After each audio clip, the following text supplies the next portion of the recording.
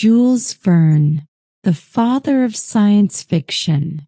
Paris, 1847. The young Jules Verne, just 19 years old, gazed at the city of lights through the window of his modest student room in the Quartier Latin. Son of a prosperous lawyer from Nantes, he had come to the French capital to study law, following his father's wishes. Yet his heart beat to a different rhythm, that of fantastic stories that had been bubbling in his mind since childhood.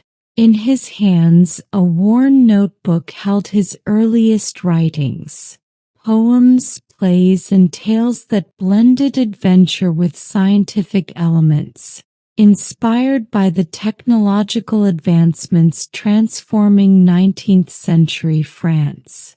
The sound of the first steam trains and news about new inventions fueled his feverish imagination.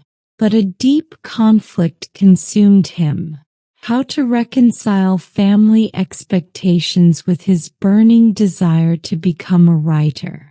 The discovery of Parisian literary salons and his meeting with Alexandre Dumas père would be just the beginning of a journey that would revolutionize world literature.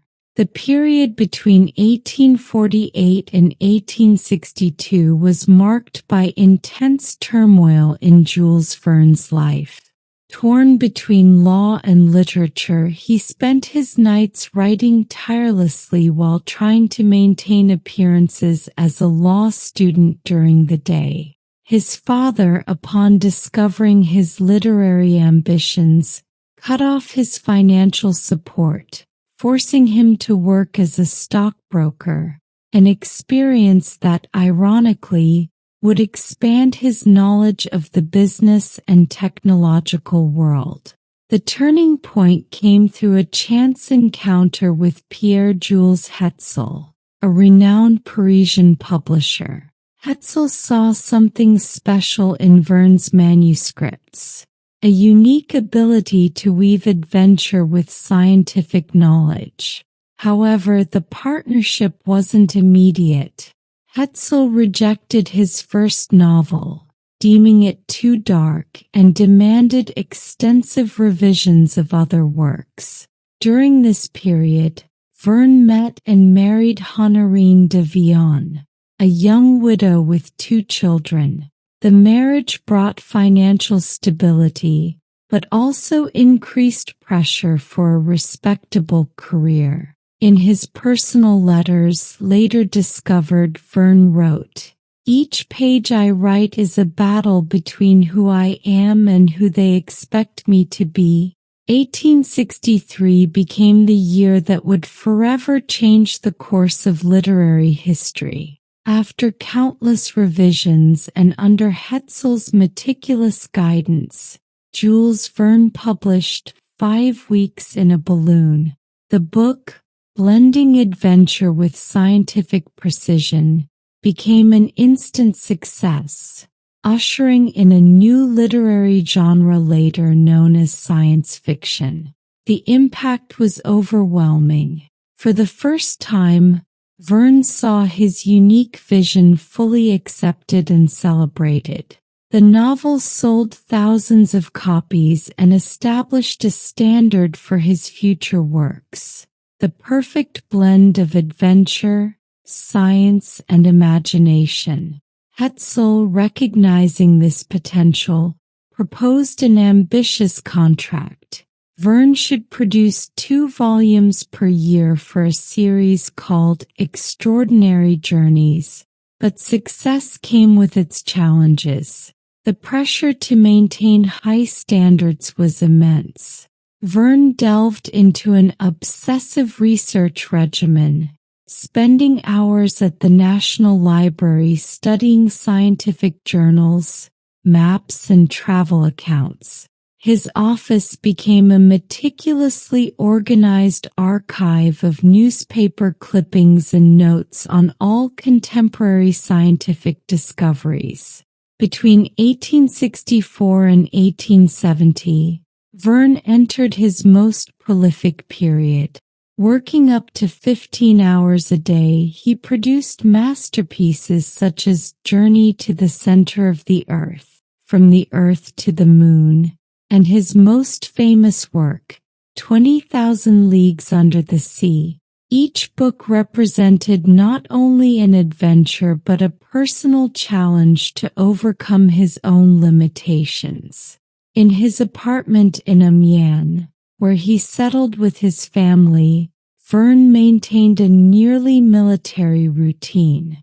He woke up at 5 a.m. to write, only taking breaks for timed meals and strategic walks along the port, where he observed ships and talked to sailors about their travels.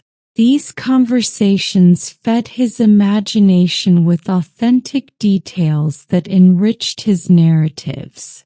However, literary success came at a cost to his family life. His only biological son, Michel, grew distant and rebellious. The strained relationship between father and son mirrored, ironically, his own story with Pierre Verne. In his diaries he wrote, "Perhaps it is the fate of all of us who dream of distant worlds.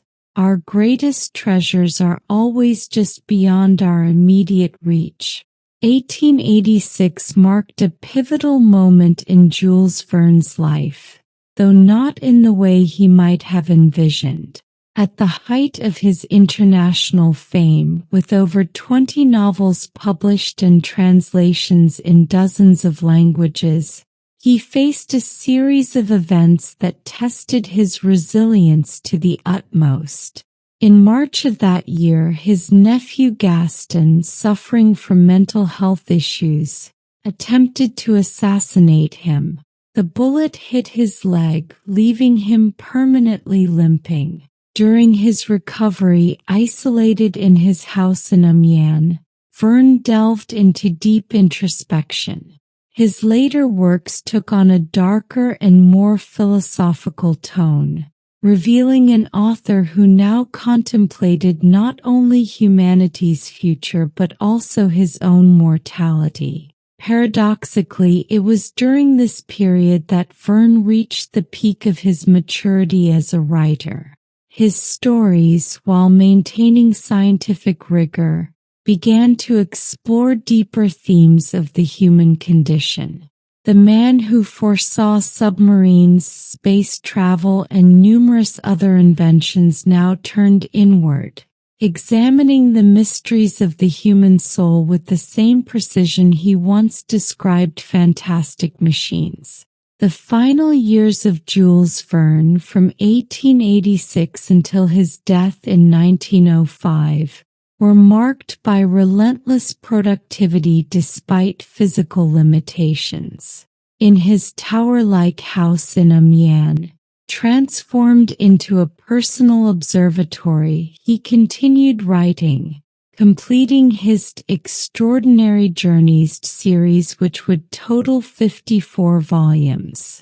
Reconciled with his son Michel, who had finally found his own path as an adult, Verne dedicated himself to revising his final manuscripts.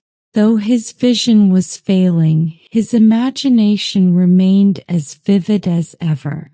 In his final works, including The Master of the World and The Invasion of the Sea, he demonstrated an astonishing ability to foresee the dangers of unchecked technological power.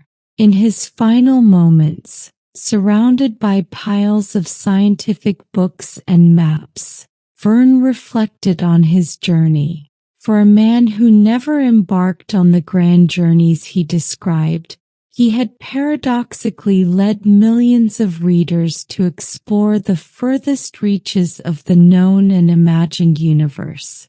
Over a century after his death, Jules Verne's legacy continues to inspire generations. His technological predictions, ranging from nuclear submarines to space travel, from the internet to skyscrapers, have become reality.